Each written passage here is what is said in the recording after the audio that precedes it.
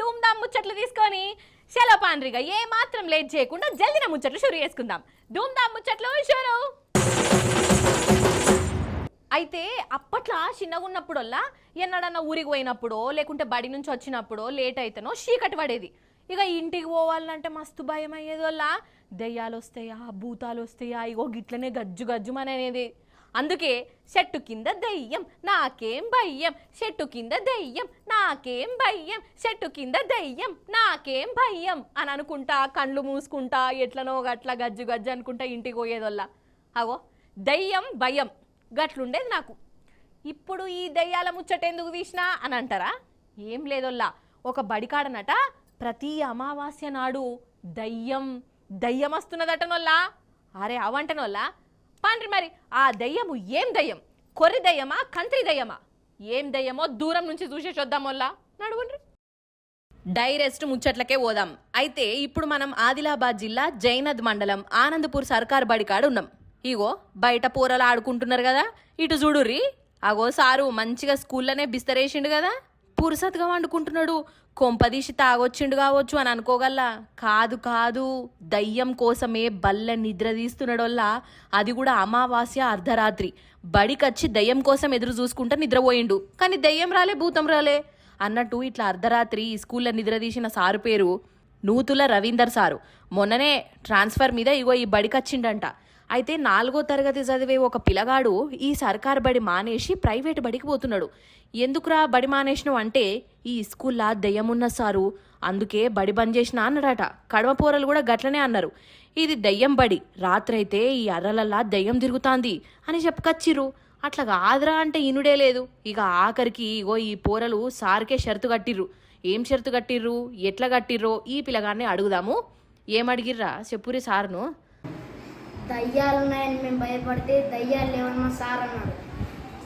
Sir మీరు దయ్యాలు లేవని నమ్ముతున్నారు కదా, మేము నమ్మాలంటే మీరు 5వ తరగతిలో రాత్రి మీరు ఒక్కరే పడుకొని చూపెట్టండి, అప్పుడు మేము దయ్యాలు లేవని నమ్ముతాం. ఆగనట ఈ రవీందర్ సార్ కూడా ఈ పోరల ఛాలెంజ్ను సై అనుకుంటా తీసుకున్నాడు. అమావాస్య నాడు రాత్రిపూట బడికొచ్చి షెద్దరు మెత్తలు తెచ్చుకొని ఆరాంసే వండుకున్నాడు. తెల్లారింది, దయ్యం లేదు భూతం లేదు మను లేదు.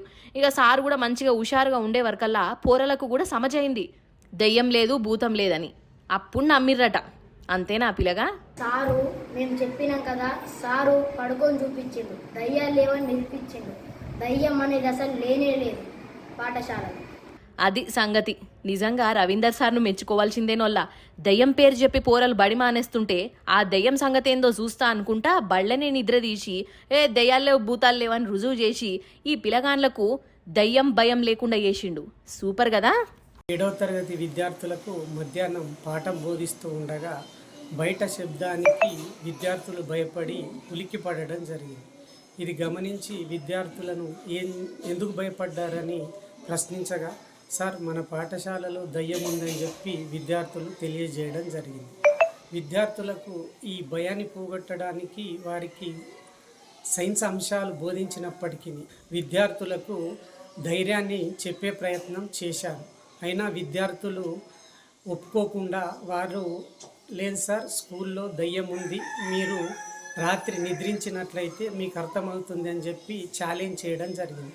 విద్యార్థుల ఛాలెంజ్ని తీసుకొని నేను పాఠశాల తరగతి గదిలో పడుకోవడం జరిగింది. తెల్లవారి విద్యార్థులు వచ్చి నన్ను పరిశీలించడం జరిగింది. సార్ మీరు నిజంగా పడుకున్నందుకు మేము ఇప్పుడు పాఠశాలలో దయ్యాలు లేవని నమ్ముతున్నాం అని చెప్పడం జరిగింది.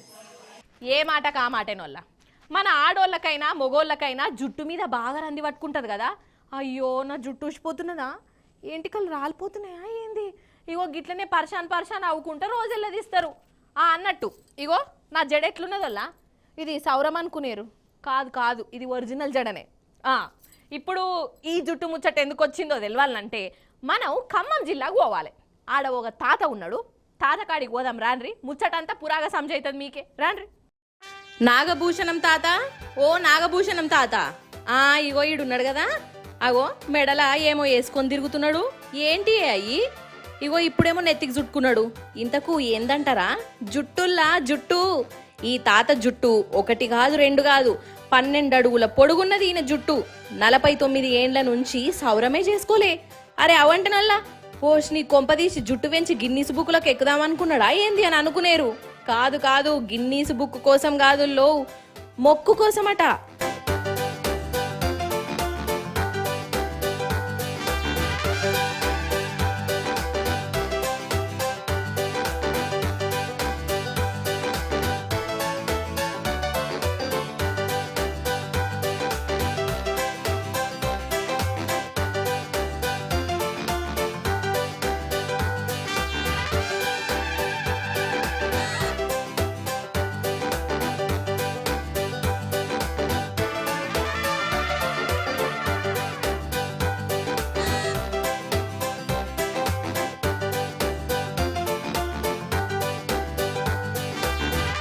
అయితే నాగభూషణం తాత మనం ఖమ్మం జిల్లా సత్తుపల్లి దగ్గరున్న దమ్మపేటలుంటాడోల్లా. ఈ తాత వయసు ఇప్పుడు 80 ఏండ్లుంటాయి. వెనకట ముత్యాలమ్మ గుడిలా పూజారిగా చేసిండు. అయితే ఈ తాత 31 ఏండ్ల వయసులా నల్గొండ జిల్లా చెరువుగట్ట జడల రామలింగేశ్వర స్వామి గుడికి పోయిండు. 50 ఏండ్ల దాకా కట్టింగ్ చేసుకోకుండా జుట్టు పెంచుకుంటా అని మొక్కుకున్నాడట. అట్లా 49 ఏండ్ల సంధి జుట్టు పెంచుతూనే ఉన్నాడు. 12 అడుగులు పెరిగింది. ఇట్లా పెరిగినా కొద్దీ తాళ్ల లెక్క జుట్టి ఇగో ఇట్లా మెడలేసుకుంటుండు, లేకుంటే నెత్తికి చుట్టుకుంటుండు. ఇంకొక సంవత్సరం గిట్లనే పెంచితే 50 ఏండ్ల మొక్కు ఒడిచిపోతుందని చెప్తున్నాడు. నేను దమ్మపేట మండలం గ్రామం దగ్గరలో అడవిలో ఉన్న గండిముత్యాలమ్మ గుడి కాడ నేను సేవ చేస్తూ ఉన్నాను. మా గురువారు జడలింగేశ్వర స్వామి మతం వాగ్దానం చేసినాను. 50 సంవత్సరాలు ఈ మతంలో ఉంటే 50 సంవత్సరాలు తలనీలాలు ఇవ్వాలి. తర్వాత ఆయనకి ఇచ్చిన వాగ్దానం ప్రకారం 49 సంవత్సరాలు పూర్తి అవుతున్నాయి.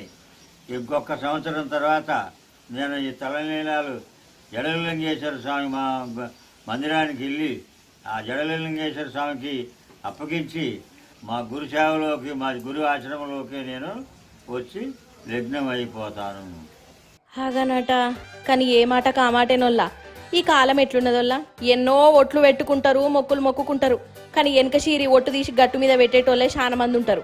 కానీ ఎన్నడో 50 ఏండ్ల కిందట మొక్కిన ఈ మొక్కును ఇంకా కద్దుగా పాటిస్తున్నాడంటే ఈ నాగభూషణం తాతను తారీఫ్ చేయవలసిందే. పండ్ల పని గిన్నీస్ బుక్కోళ్ళకో, లిమ్కా బుక్కోళ్ళకో, థమ్సప్ బుక్కోళ్ళకో చెప్తే వాళ్ళు కూడా పేరెక్కించుకుంటారు కావచ్చు కదా.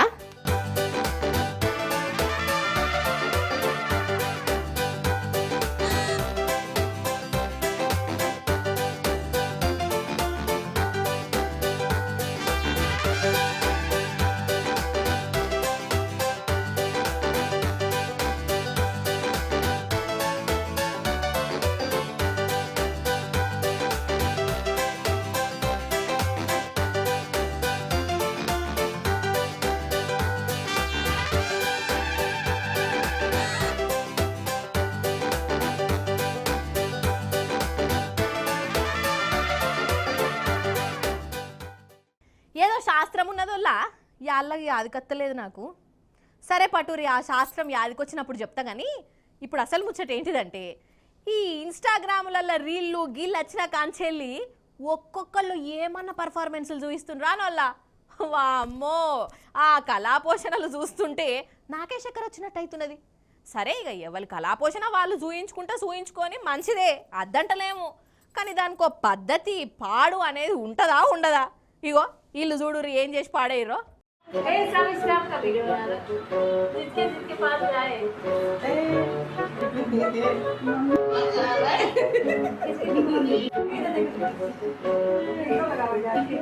హాయ్ చిట్టి పొట్టి కోతి, చిన్నారి కోతి. అగ చూడుండ్రోల్లా ఈ నర్సు మేడాలు కోతి పిల్లలతోని ఎంత ముద్దుగా ఆడుకుంటున్నారో. ఆగో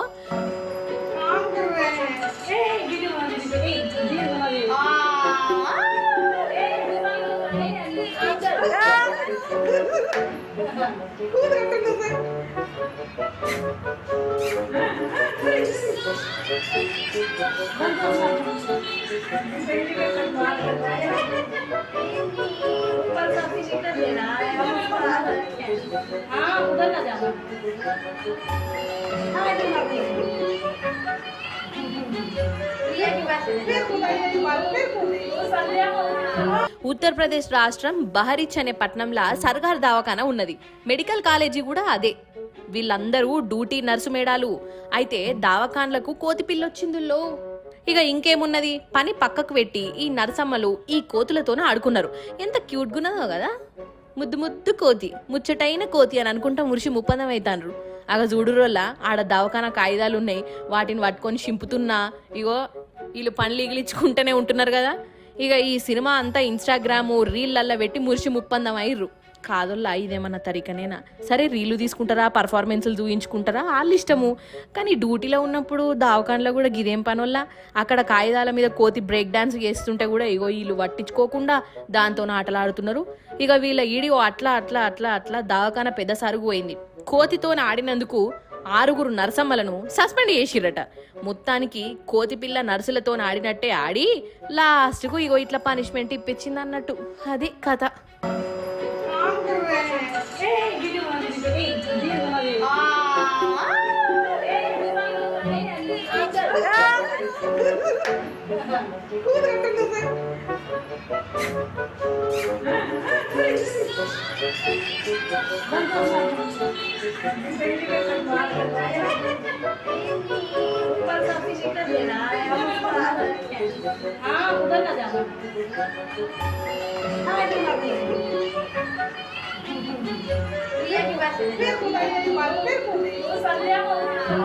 అవు కానీ మీ ఇంట్లో శక్తి ఉన్నదా అన్నోళ్ళ?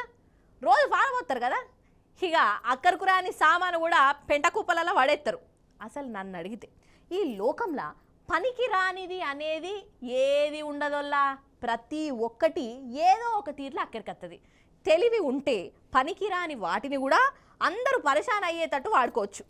అంతేందుకొల్లా చెత్త కుప్పలల్లో దొరికిన పాత సామాన్లు కూడా కరోడ్పతులని చేస్తాయి. అగ చూడుండ్రి మీరే కావాలంటే. ఇప్పుడు ఇగో ఈ పిల్లగాన్ని చూడుండ్రి, బ్రహ్మానందం లెక్కనే చెత్త కుప్పల్లో ఎట్లా ఏరుకుంటుండో.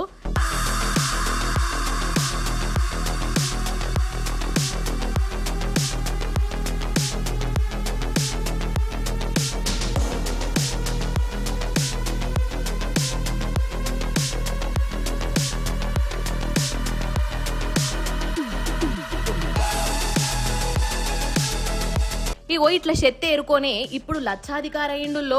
అరే అవ్వంటనోల్లా, ఈ పోరడు ఆస్ట్రేలియా ఓడు ఘటోత్కచుడు సినిమా చూసినట్టున్నది. అందులో బ్రహ్మానందం సీను చూసే ఈయనకు హుషారొచ్చింది కావచ్చు. మంచిగా సూటు బూట్ వేసుకొని పెంట కుప్పలల్లో పోయి పనికిరాని సామానంతా ఏరుకొని వస్తున్నాడు. ఇక వాటికి కలర్లు గిలర్లు వేసి మంచిగా డెకరేషన్లు చేసి మళ్ళీ అమ్మకానికి పెడతాడు. ఇట్లా మంచిగా డిజైన్ చేసి ఆన్లైన్లో అమ్మి ₹1,00,000 కమాయిస్తున్నాడు లో.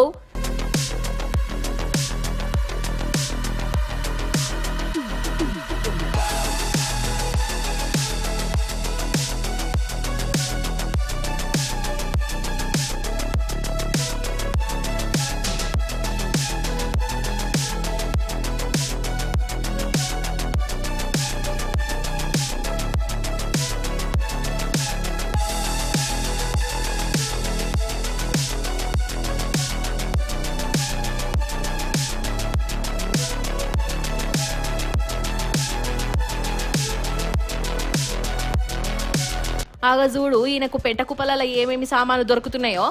ఏది దొరికినా ఇడిచిపెట్టాడు. దొరికిన సామాన్ను ఈ తీర్ల మార్చి పడేస్తాడు అన్నట్టు. లాస్ట్కు సినిమా టాకీసుల సినిమా ఓడిచినాక జనాలు కూర్చున్న కుర్చీల కాడ కూడా ఏమన్నా ఉంటాయో ఏరుకుంటాడు. అగో పేలాలు పొట్లాలు కూడా దొరుకుతున్నాయి, పైసల బిల్లలు కూడా దొరికినాయి కదా.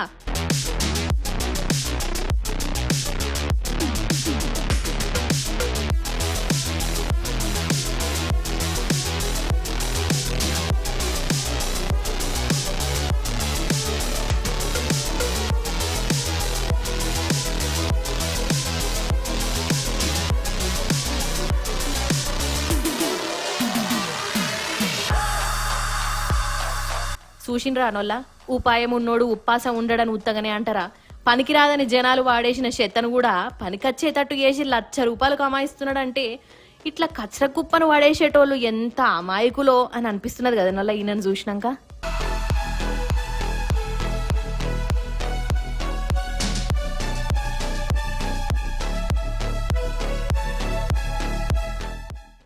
కాదబ్బా, ఏమన్నంటే కోపం కానీ రందులు బాధలు లేనిది ఎవరికొల్లా? మీకు లేవా, నాకు లేవా, మీ ఇంటి పక్కోళ్ళకి లేవా, మీ పాలోళ్ళకి లేవా? అరే ప్రతి ఒక్కళ్ళకు ఉంటాయి బై. అవిటిని మనసులో పెట్టుకొని వాటి గురించి 24 గంటలు ఆలోచించుకుంటూ కూర్చుంటే ఎట్లా అన్నట్టు?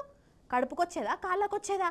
తెలివితోటి ముందడుగేయాలి గంతే గాని అయ్యో ఈ లోకంలో లేని బాధలు నాకే వచ్చిపడ్డాయి బిడ్డ, దేవుడు నా మీదనే పగబట్టిండు, ఇక నేను బతికి వేస్ట్ బిడ్డ, ఇక నేను చత్తనే నా బాధలు తీరుతాయి అని అనుకుంటే ఏందన్నట్టోళ్ళ అదేమన్నా తెలివి కల్లోలు చేసే పనేనా?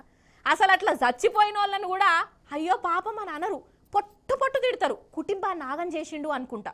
అందుకే అసోంటి దేడి దిమాకు పనులకు దూరంగా ఉండాలి. నాకు ఇప్పుడు గింతకనం కోపం ఎందుకు వస్తున్నదంటే అగో మన పట్నంలో ఏమైందో చూడుండ్రి మీరు, మీకు కూడా కోపం వస్తుంది చూడుర్రి ముచ్చట. అరే గుంజుర్రి దొరికిండా? కడుపులకు నీళ్లు పోయినాయా? జల్దీ పట్టుకరారి జల్దీ. ఏమాయే పెద్ద మనిషి, ఏమన్నా తెలివి ఉన్నదా? పోరలను పెట్టుకొని గట్ల చేస్తావా? ముచ్చటేంటిదంటే హైదరాబాదులోనే అశోకు అనే కాంట్రాక్టర్ ఉన్నాడోల్లా, మరి అండ్లనన్న పైసలు పెట్టి లాస్ అయిందా లేకుంటే దిమాకే ఏటమటమైందా మనకు తెలియదు కానీ సద్దామని మనసులకు వచ్చిందట. అది కూడా పోరగాన్లతోని కలిసి చావాలనని అనుకున్నాడు. ఇదేమన్నా తెలివి కల్లోళ్ళు చేసే పనేనా? ఇక బుజారం పొద్దుగాలనే 3 పిల్లలను వాకింగ్ పోదాం రార్రి అని అనుకుంటా కార్లో కూసబెట్టుకున్నాడు. ఇనాం కూడా చెరువు దిక్కు పోయిండు. ఆ కారును డైరెక్ట్ చెర్లకే పట్టుకపోయిండోల్లా. పాపం పిల్లగాండ్లును తండ్రి చెరువులనే ఉన్నారు. అయితే ఈడ కిస్మత్ చూడవు, అప్పుడే చుట్టుముట్టు ఉన్నోళ్ళు ఈ కారును చూసిర్రు. పయ్యలు తాళ్లు తీసుకొని తండ్రి నున్ను 3 పిల్లలను ఒడ్డుకు తెచ్చి కాపాడిర్రు. నిజంగా వీళ్ళని ఎంత తారీఫ్ చేసినా తక్కువనే, 4 పానాలు కాపాడిర్రు.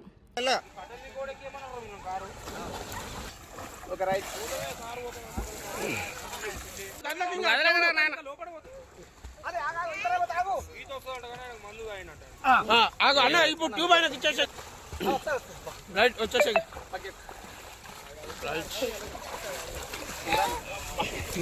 మంచి పని కాదొల్లా ఈ తండ్రికి ఏమన్నా తెలివి ఉన్నదా? పోరగాన్లను పట్టుకొని చద్దామని పోవుడేంది? వాళ్ళేం పాపం చేసిర్రు? అయినా సచ్చుడెందుకొల్లా సచ్చుడు? రందులు లేనిది ఎవరికి, బాధలు పడనోళ్ళు ఎవరు? భూమి మీద ఉన్న ప్రతి ఒక్కళ్లకు ఏదో ఒక సమస్య బరాబర్ ఉంటుంది. గవిటికి భయపడి సద్దామనుకుంటే ఎట్లా? అందరూ గిట్లనే అనుకుంటే అసలు ఈ భూమి మీద ఒక్కరు కూడా ఉండకపోవు. అంతేనా కాదా? ఆవేశంలో ఇసొంటి నిర్ణయాలు తీసుకొని కుటుంబాలను ఆగం చేసుడు ఎందుకు? చచ్చిపోదామని మనసులకత్తే జరసేపు ఆలోచించాలే, కుటుంబాన్ని యాదికి తెచ్చుకోవాలి. మీకంటే చాలా కష్టాలలో ఉన్నోళ్ళు ఎట్లెట్లా ముంగటికి పోతున్నారో చూడాలి. గంతేగాని గిట్ల బలిమీటికి సావుకాడికి పోవుడెందుకు కథగాని? అంతే కదా నొల్లా. 50 మందికి తెలియజేయునది ఏమనగా, ఇప్పుడు మల్లీశ్వరి అనే ఈ జీవి చిన్నపాటి షిట్కు పొట్కు వైరల్ వీడియో ముచ్చట్లు చూపిస్తుంది అన్నట్టు ఏమంటారోల్లా? అరే ఇవి ఉత్తపచ్చి వీడియోలు కావు బై, మిమ్మల్ని పరిశాన్ చేస్తాయి. ఓరమ్మనే గిట్ల కూడా ఉంటుందా అని అనిపిస్తుంది. మీరు నోరెళ్ళ పెడతారు, షాక్ అవుతారు, షేక్ అవుతారు. జల్దిన చూసి ఏదో ఒకటి కాండ్రి మరి.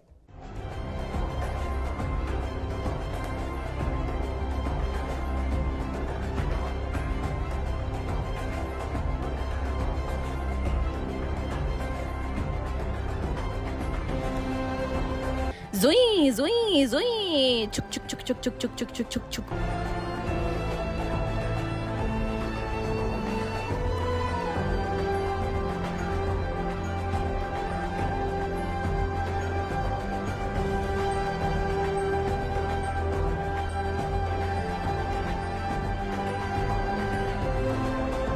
ఓష్ని ఇదేందిరో, ఇది రైలు బండా ఓడనా లేకుంటే నీళ్ళలో నడిచే కొత్త రకం బండా అని అనుకోగల్లా. కాదోల్లా, ఇది పట్టాల మీద నడిచే రైలు బండే. అయితే బొంబాయిలా బగ్గ వాన పడుతున్నది కదా, వరదలు కూడా వచ్చే, రైలు స్టేషన్లు బస్టాండ్లు కూడా మునిగిపోయినాయి. అయితే రైల్వే ట్రాకు మీదికి నీళ్ళొచ్చి పట్టాలు మునిగిపోయినాయి. ఇగో ఈ సీన్లు కనబడ్డాయి.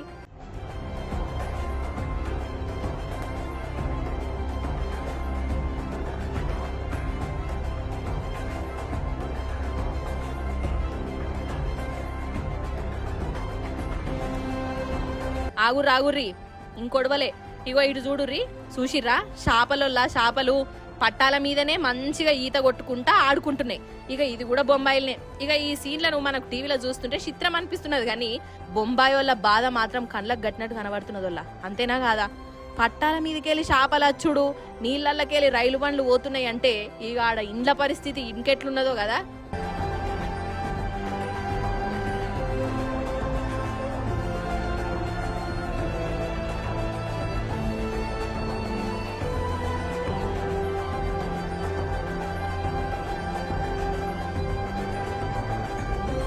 ఇవన్నట్టలో ఇయాలటి ముచ్చట్లు మళ్ళీ రేపు వస్తుంది కదా మీ మల్లీశ్వరి, అప్పుడు వచ్చేటప్పుడు ఇంకిన్ని ముచ్చట్లతో కలుస్తుంది. అప్పటిదాకా మీరైతే చూస్తూనే ఉండు టీ న్యూస్. నేను ఉంటా మరి. నమస్తే.